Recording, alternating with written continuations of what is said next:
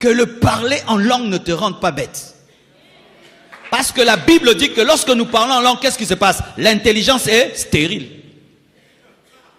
Oh. Ah oui. Quand tu parles en langue, ton intelligence est stérile.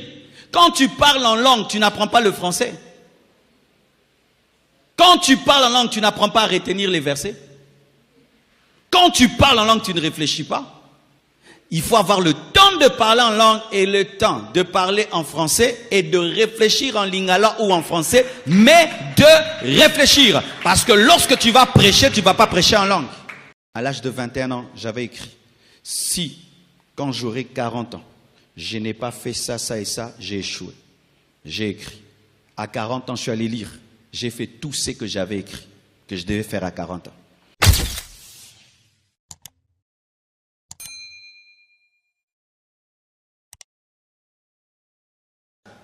Néhémie 12, verset 13 toujours. Je sortis de nuit par la porte de la vallée et je me dirigeais contre la source du dragon et vers la porte du fumier, considérant les murailles en ruine de Jérusalem et réfléchissant à ces portes consumées par le feu. Réfléchissant. Un leader réfléchit. Si tu n'as pas de bureau, trouve-toi un endroit pour réfléchir. Mes frères, vous ne serez jamais des grands hommes si vous ne réfléchissez pas. Aujourd'hui, les gens ne réfléchissent plus beaucoup. Nos cerveaux sont captivés par les écrans. Nos cerveaux sont captivés par les blagues de TikTok, les blagues à gauche, à droite, des nouvelles, plein de nouvelles. Tu te réveilles là, si tu n'as pas le contrôle de ton téléphone, tu auras même 1000 nouvelles qui n'ont rien à voir avec ta vie. Et ce qui fait aucune concentration sur ta vie. Combien d'heures tu passes en train de réfléchir sur ta vie? Car si tu ne peux pas réfléchir sur ta vie, comment tu vas réfléchir sur la mienne? Alléluia. Mes frères, chers Congolais, dans l'avion, on n'est pas tout le temps en train de danser, de rire, de blaguer. Non, un tel peuple ne se développe jamais. Vous n'allez pas réfléchir pour comprendre votre pays, comprendre votre histoire, comprendre votre futur et réfléchir. Réfléchir sur l'avenir de vos enfants. Les enfants que vous aurez vont vivre dans quel genre de monde? Si on est en train de vendre les terres et tout le reste, vos enfants et les enfants de vos enfants, est-ce que vous prenez le temps de réfléchir sur de telles choses? Mes enfants vont vivre où? Dans ce pays? Et s'ils doivent vivre dans ce pays, comment doit être ce pays? Est-ce que vous y pensez? Nous envoyons des vidéos de blagues, on s'envoie des vidéos de blagues, on rigole, on rigole, on rigole. La journée passe, tu n'as même pas réfléchi sur ta vie. Tu n'as même pas réfléchi sur comment tu vas lancer ta vie. Tu n'as même pas un plan écrit de comment tu peux lancer ta vie. Tu n'as même pas eu le temps de réfléchir et d'écrire, je vais commencer ici et je vais aller là, et puis là, et puis là, et puis là. Non. On se réveille, on rigole, on blague, on parle des autres, on dort. Et quand tu as les moyens, si tu n'as pas une chaise et une table devant laquelle tu réfléchis, tu écris, tu es un aventurier. Je te dis la vérité. Tous les hommes intelligents ont une table et une chaise pour réfléchir. Tous les hommes intelligents ont un endroit où ils vont méditer. Et ceux qui n'ont pas les moyens vont en forêt, ils vont dans un jardin, ils vont dans un endroit pour réfléchir. Être dans un endroit où il n'y a pas de bruit, où tu réfléchis. J'habitais un quartier, mes frères. Le voisin à gauche, il met la musique. L'autre là, c'est une église. Devant là, du bruit. Je prenais mes cahiers. Je quitte mon quartier. Je vais dans une église là, parce qu'il y a le calme. Je vais étudier.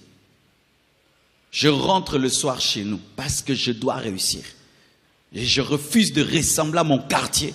Et je refuse de ressembler à la médiocrité de mon quartier. Ce n'est pas parce que tu es entouré des distraits que tu dois être distrait. Ce n'est pas parce que tu es entouré de médiocres que tu dois être médiocre. Ce n'est pas parce que dans ton voisinage, personne ne voit plus loin que son nez, que toi tu dois faire comme eux. Alléluia. Il réfléchissait. Il réfléchissait sur comment il va rebâtir. Comment je vais rebâtir? Avec la pierre? Avec du bois? Avec quoi? Qui va m'aider? Qui va m'aider? Où est-ce que j'aurai l'argent? Où j'aurai les moyens? Mais comment je vais faire? La nuit, le jour? Pendant que tu réfléchis sur les choses, c'est alors que l'Esprit de Dieu te révèle comment tu feras pour sortir de la situation. Est-ce que je peux vous dire quelque chose? Nous prions beaucoup, nous réfléchissons peu. Est-ce que je peux vous dire encore quelque chose? Que le parler en langue ne te rende pas bête. Parce que la Bible dit que lorsque nous parlons en langue, qu'est-ce qui se passe? L'intelligence est stérile. Oh. Ah oui. Quand tu parles en langue, ton intelligence est stérile. Quand tu parles en langue, tu n'apprends pas le français. Quand tu parles en langue, tu n'apprends pas à retenir les versets. Quand tu parles en langue, tu ne réfléchis pas. Il faut avoir le temps de parler en langue et le temps de parler en français et de réfléchir en lingala ou en français, mais de réfléchir. Parce que lorsque tu vas prêcher, tu ne vas pas prêcher en langue. Lorsque tu vas gouverner, tu ne vas pas gouverner en langue. Maintenant, si toi tu pries en langue et tu ne réfléchis pas, tu auras une grande spiritualité, mais tu n'auras pas l'intelligence de ce monde. C'est la vérité, mes frères. Frères et sœurs, réfléchissez-vous. Oh, je dirigerai le Congo. Nous dirigerons le Congo. Tu ne réfléchis pas. Comment tu vas diriger un pays qui est comme un continent? Comment tu vas diriger? Mais tu vas tomber malade. Sachez ceci, que réfléchir, c'est comme la musculation. Un cerveau qui ne réfléchit pas, c'est comme les muscles qui ne transportent pas du poids. Et tu vois, quelqu'un qui transporte tout le temps du poids, tu lui donnes 50 kilos, il soulève. Et un cerveau qui réfléchit beaucoup, tu lui donnes des cas et des problèmes, il réfléchit, il trouve les solutions. Mais un cerveau qui ne réfléchit pas, quand on te donne le problème, tu es fatigué, mais tu n'as rien fait. Pourquoi? Ah oui, mes frères, vous passez combien de temps en train de réfléchir? Je ne parle pas en train de vous soucier. Je ne parle pas en train de vous inquiéter, en train de réfléchir sur les problèmes et leurs solutions de manière pratique.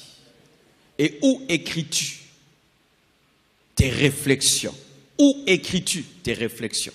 Certains appellent leurs réflexions des mémoires. C'est-à-dire, ils meurent, vous prenez ces livres où ils réfléchissaient, vous en sortez des bouquins. Tellement que sa réflexion est profonde. Et une chose que j'aimerais vous dire, mes frères. En Afrique, jusqu'à 20 ans, les gens se considèrent comme des gosses. C'est qu'une maladie grave. À 20 ans, tu sais que tu pouvais déjà être marié. Ma mère s'est mariée à 18 ans. Les rois dans la Bible, certains, ils avaient quel âge? Mais tu as 30 ans, tu réfléchis comme quelqu'un qui a 15 ans. Tu as 30 ans. D'ailleurs, tout ce qui est réflexion, tu n'aimes pas. La preuve, toi, tu ne regardes que les vidéos de quelques secondes. Une vidéo d'1 heure du temps, où il y a la profondeur, toi, tu ne suis pas. Lire un livre, toi, tu ne lis pas. Mais tu as 30 ans. Tu aimes que des blagues, et des blagues, et des blagues. Tu vas nourrir tes enfants avec les blagues. Tu vas éduquer tes enfants avec les blagues. Tu vas diriger ce pays avec des blagues. Une nation des blagueurs. Tolobelela, tolobelela. Et les païens peuvent être comme ça, pas nous les chrétiens. Nous devons démontrer par notre manière de réfléchir que nous avons le Saint-Esprit. De sorte même chez vous à la maison, on pose la question à tes parents qui t'éduquent. Le Saint-Esprit. Ils réfléchissaient. Est-ce que vous réfléchissez sur votre pays? Tu réfléchis sur ton avenir? Tu réfléchis sur l'église? Tu réfléchis sur ta destinée, sur ton potentiel, sur ta vie, sur ton devenir dans 5 ans, dans 10 ans? À l'âge de 21 ans, j'avais écrit, si, quand j'aurai 40 ans, je n'ai pas fait ça, ça et ça, j'ai échoué. J'ai écrit. À 40 ans, je suis allé lire. J'ai fait tout ce que j'avais écrit, que je devais faire à 40 ans. Et il y a des choses que je dois faire quand j'aurai 50 ans. Si j'ai 50 ans et je n'ai pas fait ça, j'ai échoué. J'ai échoué. D'ailleurs, moi, quand j'aurai 50 ans, j'irai en retraite. Je dois aller réfléchir. Un demi-siècle sur la terre, qu'est-ce que j'ai fait? Vous vous glorifiez de vos âges. Est-ce que ton âge équivaut à tes réalisations? Oh, je suis grand, respectez-moi, respectez-moi. On te respecte pour l'âge, mais pour tes réalisations, est-ce qu'on peut te respecter? Même un serpent, lorsqu'il marche sur la terre, il laisse des traces. Mais toi, sans traces. Tu vas mourir, c'est comme si tu n'as jamais vécu. Oh, est-ce que c'est faux? Tu as inventé un vélo, une moto, une aiguille, un peigne, papier hygiénique. Mais oui, non? Nous rions, mais c'est grave. Tu n'as même pas fait un papier hygiénique. Tu es passé sur cette terre. Tu n'as même pas fait une aiguille. Tu n'as même pas fait un livre, écrit un livre, même un bic. Tu as fait un bic dans ta vie. Tu as créé quoi? Et tu es en train de créer quoi? Quand tu mourras, ce monde se souviendra de toi. Sur base de quoi? Réfléchissez-vous sur ça. C'est ce qui déclenche le réveil dans les cœurs d'un homme. Quand j'ai compris ça, j'ai dit à mes parents, je quitte votre maison. J'ai trop grandi. J'avais 24 ans. J'ai trouvé que j'étais trop grand pour habiter chez mon père et qu'il puisse me nourrir. J'ai dit, je dois quitter cette maison. Je dois commencer ma vie. Et si je veux commencer par terre, je vais dormir par terre. Mais je dois commencer ma vie. Parce que j'ai réfléchi. J'étais l'aîné de la famille. Vous réfléchissez, mes frères. Vous savez, il y a une maladie. Aujourd'hui en Afrique, c'est quoi? C'est que quand tu veux réfléchir, du coup, tu t'arranges pour sortir de la réflexion. Pourquoi? Parce qu'elle te met face à ta vie. Nous nous droguons. Nous nous droguons des blagues et beaucoup d'informations sur Internet pour ne pas voir notre vie en face. Regarde ta vie en face. Qu'est-ce que tu es en train de réaliser? Regarde ta vie en face. Ce monde se souviendra de quoi? Sur base de quoi? De toi. Sur base de quoi? Ce pays se souviendra de toi. Sur base de quoi? Ta famille se souviendra de toi. Sur base de quoi? Réfléchissez. Tu as deux mains, comme Bill Gates. Tu as deux mains, comme le pilote de l'air. Tu as deux mains, comme Elon Musk. Tu as des pieds, comme Lionel Messi. Tu as une bouche comme Paul, comme Pierre, comme Moïse, comme David. Tu as le Saint-Esprit, comme Billy Graham, comme Reinhard Bonk, comme Osborne, le même Saint-Esprit. Tu fais quoi? Tu fais quoi? Jour après jour, tu te réveilles et tu dors. Tu te réveilles et tu dors. Et tu ne remarques pas que ta vie ne change pas. Tu sais pourquoi ta vie ne change pas? Ton niveau de réflexion ne change pas.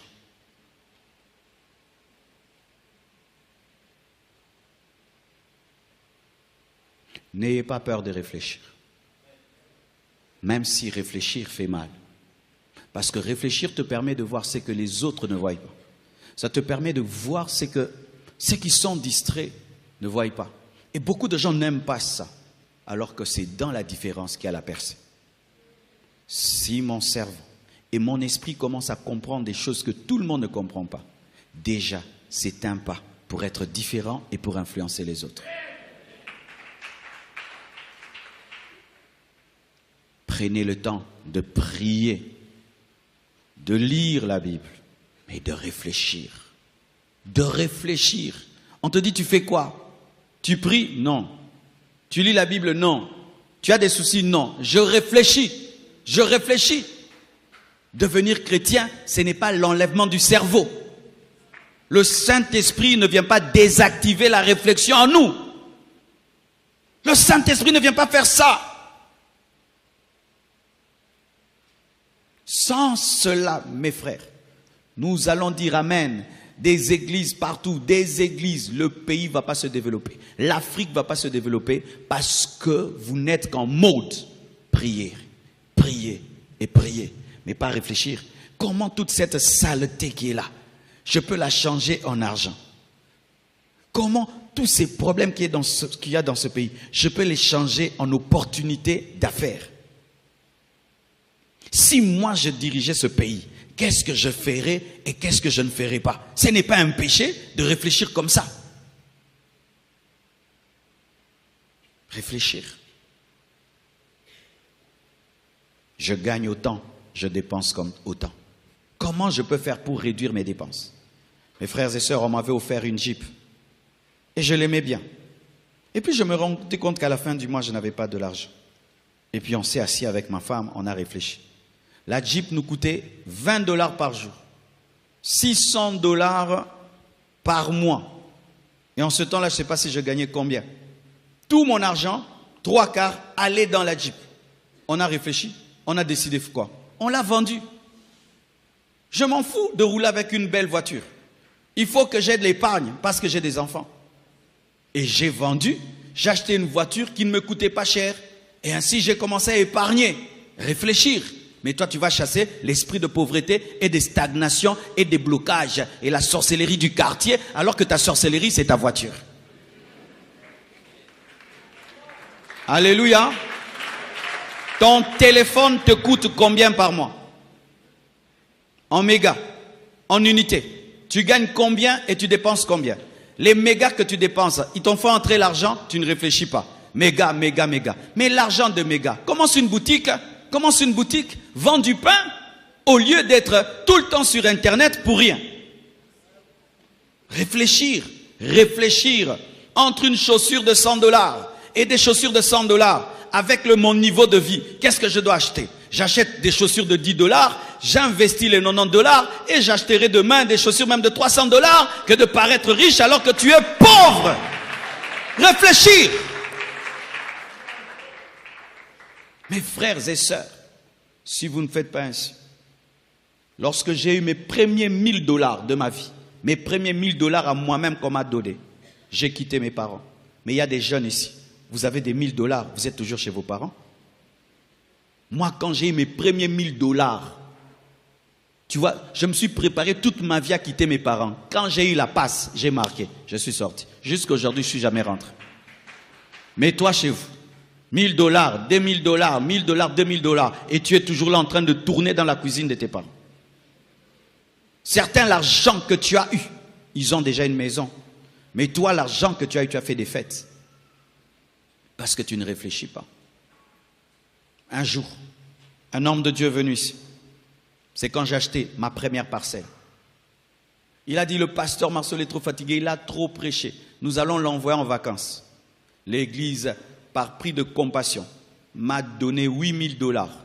J'ai dit, Blanche, allez en vacances, 8000. Est-ce que tout le monde a un mot?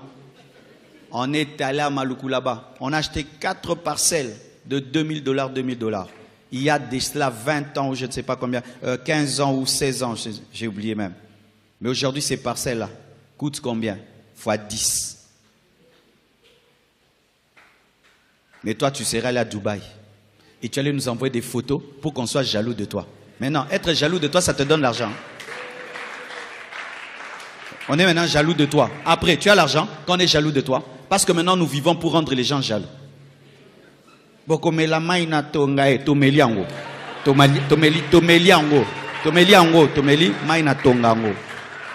En français, on a bu l'eau de l'aiguille. L'eau de l'aiguille. Il y a des choses qui ne se disent qu'en français, qu'en lingala. Oui, pour rendre les gens jaloux. Alors que c'est l'opportunité pour que tu commences ta boutique. Il y a un homme qui est venu dans ce pays avec 20 $. Aujourd'hui, c'est un millionnaire. Hein? Pendant que toi, tu joues avec l'argent. Lui, il épargne. Il boit du lait et du pain. Seulement, il épargne. Et puis, il devient un grand homme. Oh, il a la sorcellerie. Il est plus intelligent que toi. La plupart des grands qui sont en train de monter aujourd'hui aux États-Unis, quand tu étudie leur histoire. Presque tous ont commencé leur entreprise en dormant par terre dans le bureau, en train de réfléchir, que ce soit Microsoft, que ce soit Facebook, que ce soit Google, des jeunes qui bossaient la nuit, qui réfléchissaient. Mais non, on ne réfléchit pas. Les Africains ne réfléchissent pas. On ne réfléchit pas. On aime causer. On se retrouve, on cause au part. Et puis on a faim.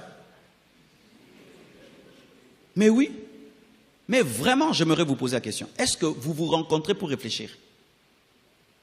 Ou tu te dis, toi tu gagnes combien par mois? 1000. Moi 2000. Est-ce qu'on ne peut pas faire une entreprise? Vous pensez, vous ne causez pas de telles causeries, vous ne posez pas. Le pasteur Marcelo et tel pasteur et tel pasteur. Après, vous avez faim. Mais oui. Pourquoi vous ne pouvez pas vous asseoir, réfléchir pour faire des entreprises? Pourquoi vous ne pouvez pas vous asseoir, réfléchir pour développer votre pays? Pourquoi vous ne pouvez pas avoir des conversations qui vous donnent des mots de tête, pas de soucis, mais d'intelligence? On se rassemble pour être bêtes, au lieu pour être intelligent. Et nous aimons bien ces amis-là qui viennent nous distraire. Quand ils viennent là, on ne se détend que quand on était concentré. Mais si toi tu te détends, même sans concentration, tu es distrait. Je suis en train de vous dire ce que moi je fais dans ma vie. Je suis en train de vous dire ce que je fais dans ma vie. Car si, frère, tu ne maximises pas le cerveau que Dieu t'a donné, alors tu as une boîte vide. Si tu ne maximises pas ce qui est là-dedans, alors toi tu n'as qu'un visage. Là-bas, rien ne marche. Qu'on te prenne ça qu'on nous donne. Mais oui. Quelle est la dernière fois, mon frère, que tu as vraiment réfléchi et tu as senti que ton cerveau a travaillé? Quelle est la dernière fois où tu as réfléchi des choses qui développent pour toi, pour ta famille, pour ta nation, pour ton église? Quelle est la dernière fois?